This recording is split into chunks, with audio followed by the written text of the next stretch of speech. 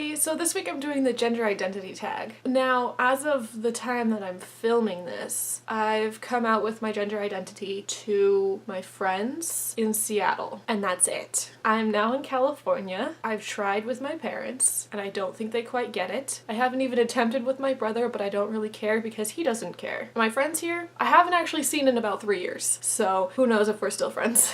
Yeah! A lack of communication! Anxious about social interaction!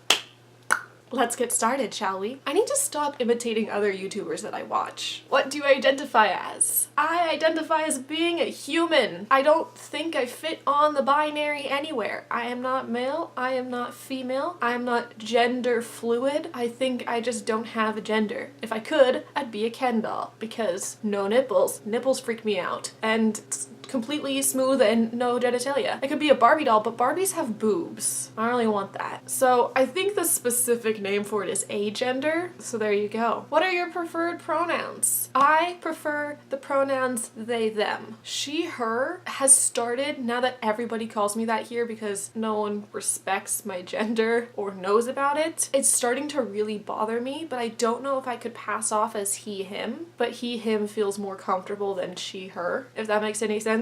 They, them feels the most comfortable. And if you want to call me it, whatever, my gender teacher, our LGBTQ class gender identity teacher or whatever, said that people who are called it's kind of a kinky thing. I'm not going to see it as a kinky thing because I really don't want to. If you have a problem with calling me, if you have a problem not saying she, her, and you don't like they, them because of like grammar issues, mother, or you don't like he, him because I don't have a penis, you can call me it. That way everybody's happy, including me, because I'm the one who I care about. You can be uncomfortable for a little bit figuring out grammatically how to use they, them, but in the long run, it makes me less anxious and dysphoric. Describe the clothing type that you most often wear. Comfortable. I hate wearing bras unless it's I absolutely have to. Like if you can see through the clothing, then I will wear a bra. If it's something like this where I can shrug and my top will fall off, then I will wear a bra. If I'm working in the cooler and things get a little nippy, I will wear a bra because that, my friend, is uncomfortable and chafy. But if you put a bra on, then it's a little less uncomfortable. My friend Marley describes it as being butch, which is fine. I wear t-shirts, flannels, jeans. I will sometimes put on a skirt and tights if I feel like it. I have a pair of high-heeled boots that I absolutely love. I don't really like wearing jewelry except for my watch. I don't know if that counts, and this ring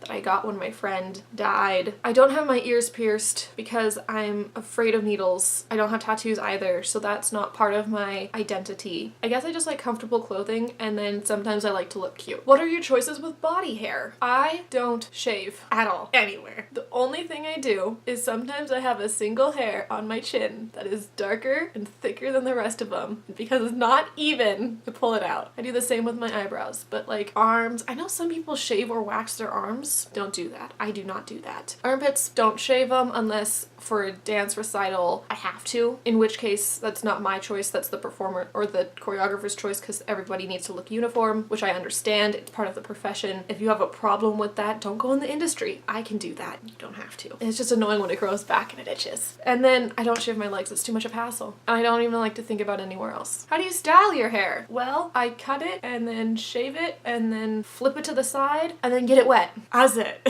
I don't do anything else. Sometimes I'll put it in a ponytail if this part is annoying my face too much. Do you wear makeup or paint your nails, and what kind of scents do you use? I wear makeup when I want to wear makeup. Sometimes I do, sometimes I don't. Most of the time it's a big hassle and I don't like taking it off. So that's a big part. When you put it on, you have to remember, gotta take it off. And then I don't paint my nails because my nails are too short and stubbly and they'll chip really easily, and if one chips, all of them have to come off, and I just don't do it. Scents, I use the Allspice Original High Endurance deodorant, and then I use whatever scents are available to me in the bathroom bathroom, which my favorite one is the Bath & Body Works Teakwood from the men's collection, but I think currently I'm using the Twisted Peppermint one. My battery's about to die. Crisis averted. Are you misgendered? How often? And how does that affect you? Every day. My fault because I haven't come out and explained it to everybody. So I don't know how they'll react, and it's a new job and I don't want to be like, hey, actually my pronouns are they, them, especially since we don't live in the most progressive community. It feels wrong and bad, and I have to remind myself that when they say that or when they use my birth name, it's because they don't know and it's not their fault. It just feels wrong and I want to yell at them every time, and that's a bad reaction and I shouldn't do that. Do you want children? Would you carry your child? Would you become the primary caretaker of any children you might have? I don't want kids.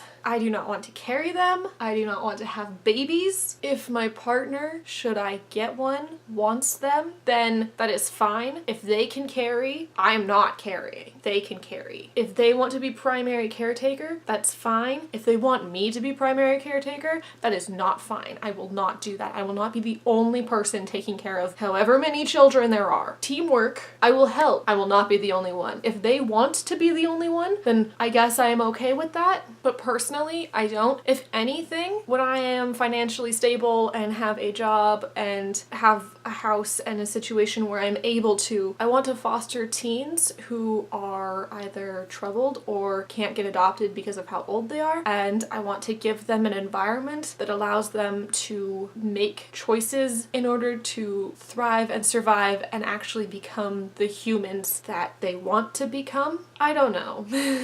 That's what I would like to do. I'd like to make people's lives better, but I don't want to have kids, if that makes any sense. Is it important to provide financially for a family you might have? Is it important to earn more than your partner? Do you prefer to pay for dates or be paid for? Are you uncomfortable when others pay for you? I think it's important to provide financially. I don't want to have to be the sole provider unless I'm living by myself, in which case I will be because my family will be a family of one. Yes, I have to pay for myself. That makes sense. But if I have like a partner, I don't really want to have to do everything by myself. My idea of a partner is a partnership where everything works together and you both provide as much as you can to all aspects of the relationship, financially, emotionally, supporting, just sharing. I don't have to earn more than my partner. If it's a competition and they really want to win, I will let them win. But if it's just a matter of I have this job and they have that job and my profession happens to pay more or their profession happens to pay more, I personally do not care. If they care, I will try to figure that out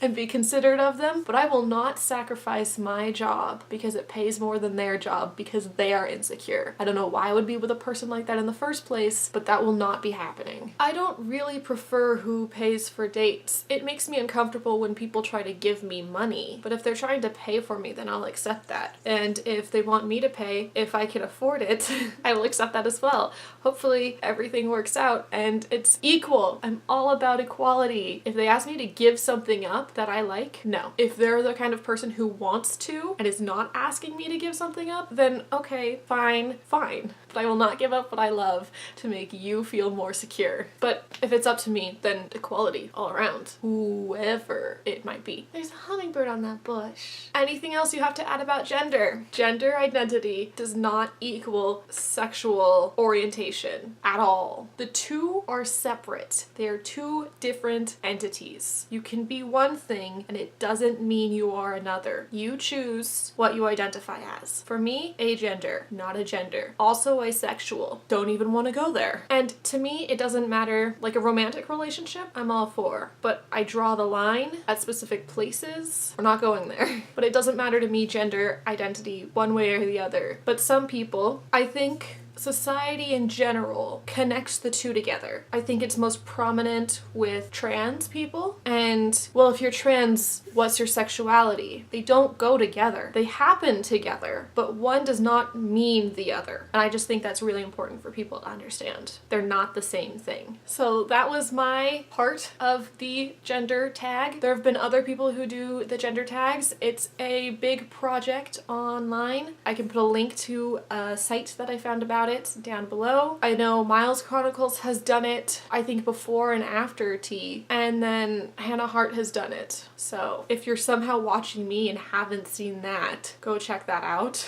And I will see you guys next week. Bye!